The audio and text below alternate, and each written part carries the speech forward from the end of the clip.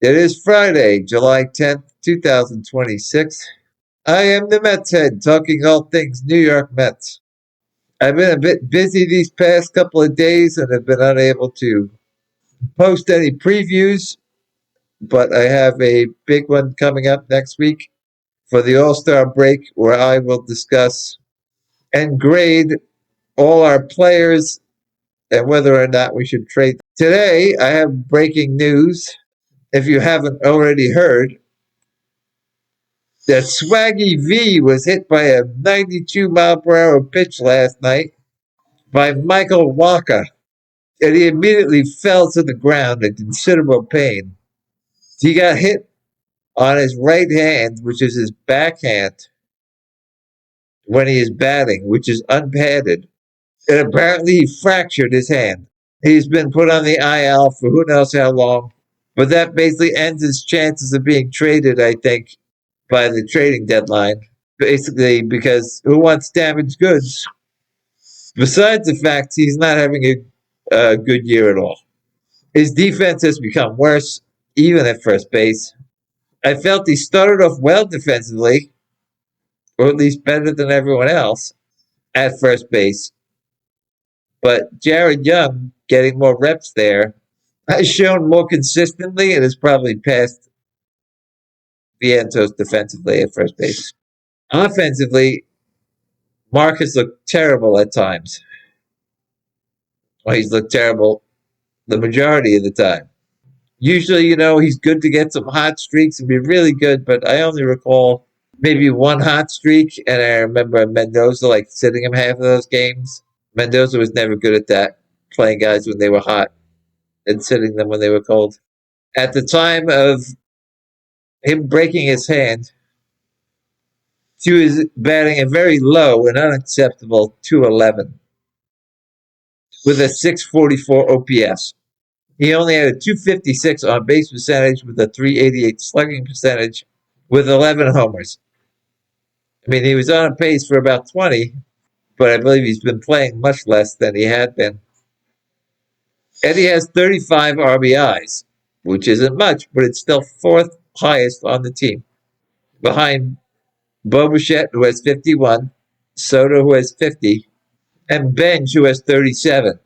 But Carson has played 18 more games than Vientos. Mark is batting 267 with the runners in scoring position.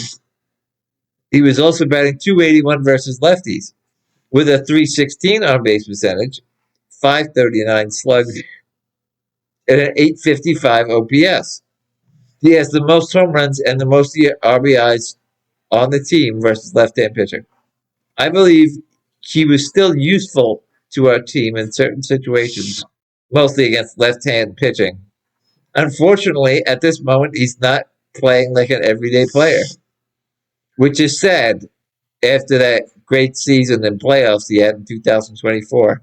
During the regular season, he batted 266 with an 837 OPS. He hit 27 home runs with 71 ribbies in 111 games. And in the playoffs, he batted 327 with a 998 OPS, a 362 on base percentage, and a 636 slugging percentage. He was also, I believe, batting in the number 2 spot, which I've been calling for him to do again ever since then when he's been struggling. But in those playoffs, he had 5 home runs and had 14 RBIs in 13 games. And he took a step back last year. He played in 121 games, but only batted 233 with a 702 OPS. He hit 17 home runs and had 61 ribbies. Still okay, but a big step down from the year before. And then he's declined even further this year, which is very disappointing. But the calls for him to be designated for assignment, I think, are overblown. He is still useful to the team in certain situations. Also, if you look at how much money he's making, he only made $800,000 this year, and now he's in his arbitration years. And I don't see after this much of a decline that he should get much of a raise. if he gets a raise at all, as long as his salary is low and nobody else is challenging for his spot on the roster, I think they should keep him. He's apparently no good in the field, but he can play first or third base when needed. You just don't want him there all the time. So he is basically just a DH to bat versus left-hand pitching, and if he gets hot once in a while. I'm not sure if he's going to regain the hitting he had 2 years ago. I don't know if he's able to make the adjustment. The league obviously seems like they were able to make an adjustment to him. It is useful to have a guy that's good against lefties, especially on a team that is so left-hand hitting heavy. Unfortunately for him, we have Jorge Polanco for another year, and he's most likely going to be a DH. He could possibly play first base. But with Jared Young at first base, Swaggy is a good compliment to him. Young hasn't been doing great either overall. He's only batting 235, 250 versus right-hand pitching, but under 100 versus left-hand pitching. He needs that right-hand hitting first baseman to go with him. I mean, I know a lot of fans hope, and I hope, for Ryan Clifford to take over at first base in the near future. But he's currently batting under 200 in AAA this year. And in all the games he's played in AAA, he's only batting 204 in 119 games with a 705 OPS. If he can't hit in AAA, he's not making it to the majors.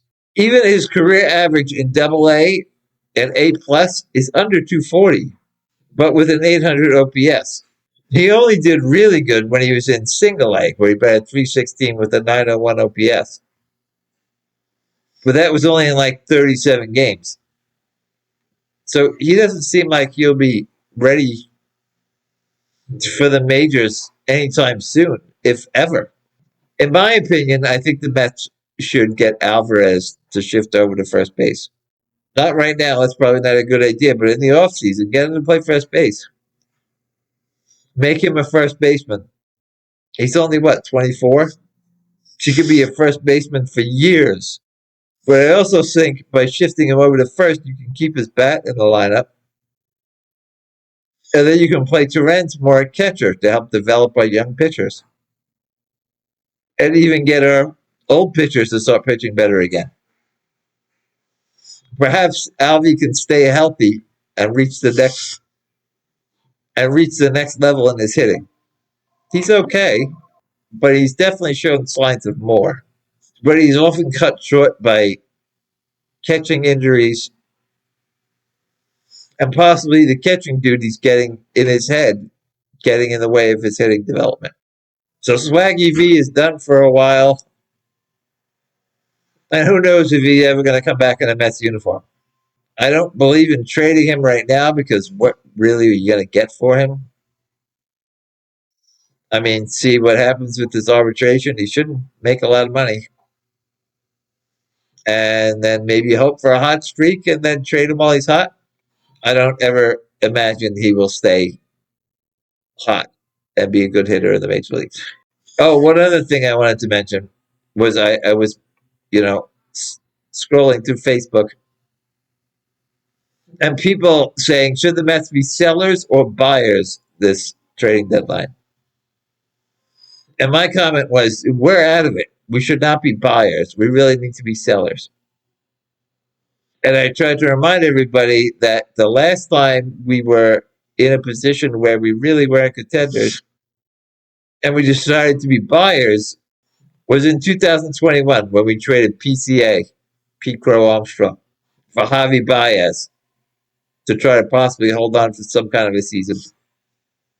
And you see how terrible that has turned out for us. I'm hoping we're not going to go big and try to trade for anyone big to try to save the season. This season is lost. And with the CBA being up and a possible lockout next season, you want to worry about being better in 2 seasons from now, not next season. But let's go, Mets go. Until next time, I'm One Gun.